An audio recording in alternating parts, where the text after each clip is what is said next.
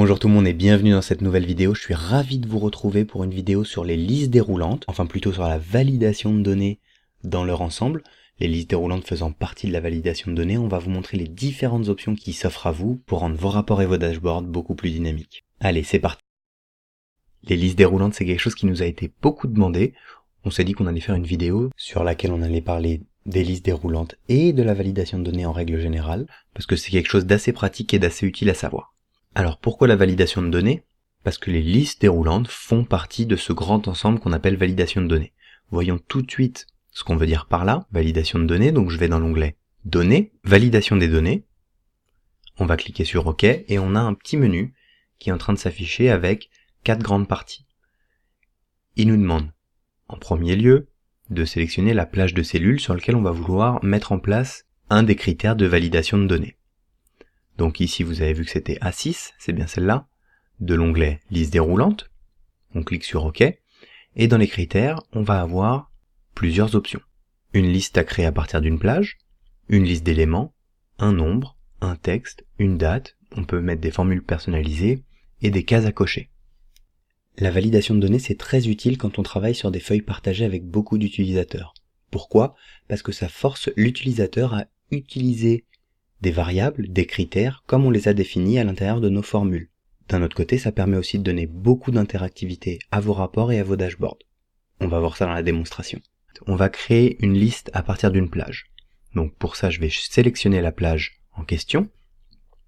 Je vous ai créé un petit rapport commercial derrière, sur lequel vous voyez, on a le nom du commercial, en fonction des mois, le chiffre d'affaires qu'il génère, quel était son objectif, et on a une dernière colonne qui nous donne le niveau d'atteinte de l'objectif. Donc regardez, j'ai autant de lignes pour un commercial qu'il y a de mois dans l'année. J'ai 4 commerciaux que voici. Donc je vais sélectionner ma plage des commerciaux. J'ai envie d'avoir une liste déroulante pour ces commerciaux. Donc je vais jusqu'au bout. Je vais cliquer sur OK. Donc j'ai bien une liste créée à partir d'une plage qui est bien la colonne où j'ai mes commerciaux dans l'onglet rapport commercial.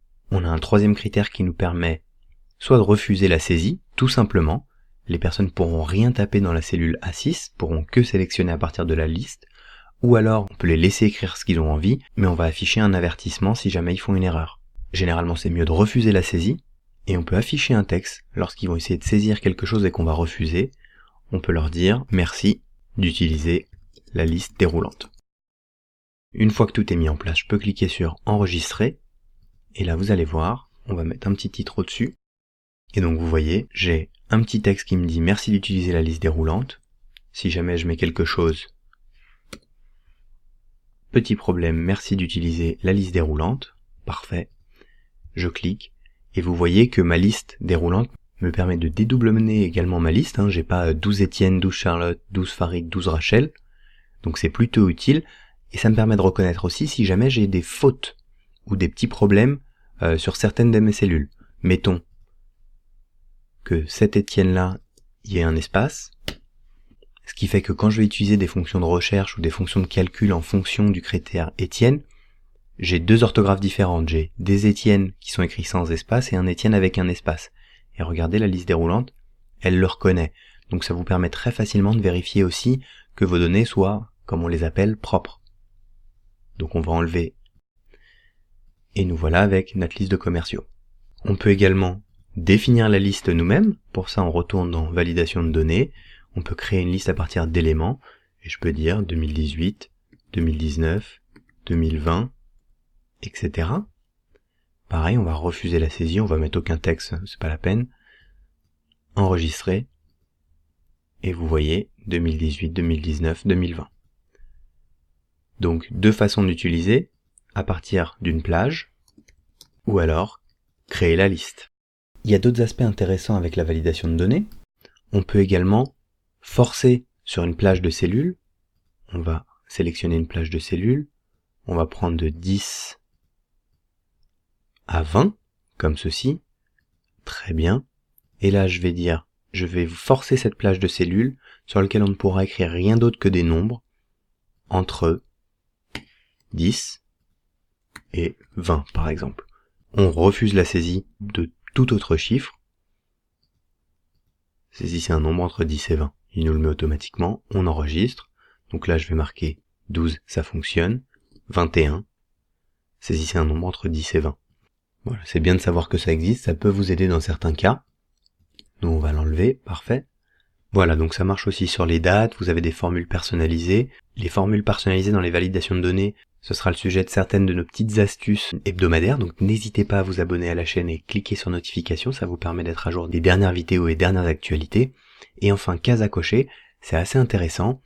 Quand vous mettez en place des to-do list, par exemple, on peut déterminer sur cette plage de données, on va prendre un exemple, des cases à cocher, enregistrer, et on va dire à faire, voilà, on va mettre ça sur notre plage de données, et chaque fois que c'est fait, vous pouvez cocher vos cases ou les décocher.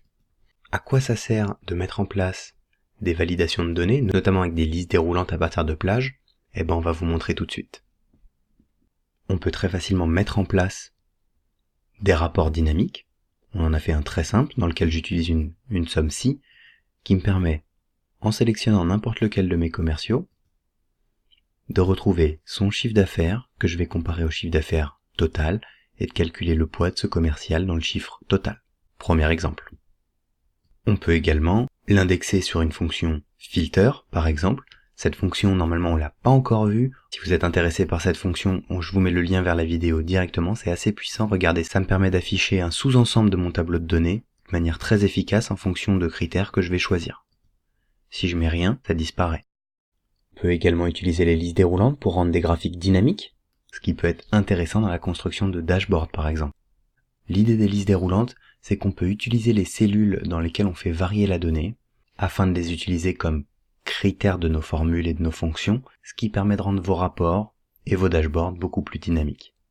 Si vous voulez apprendre à faire tout ça, n'hésitez pas à vous abonner à la chaîne, cliquez sur la petite fenêtre de notification. Vous pouvez aussi vous rendre sur notre blog et vous abonner à la newsletter. Pas de spam, uniquement des astuces et des choses qui pourront vous aider.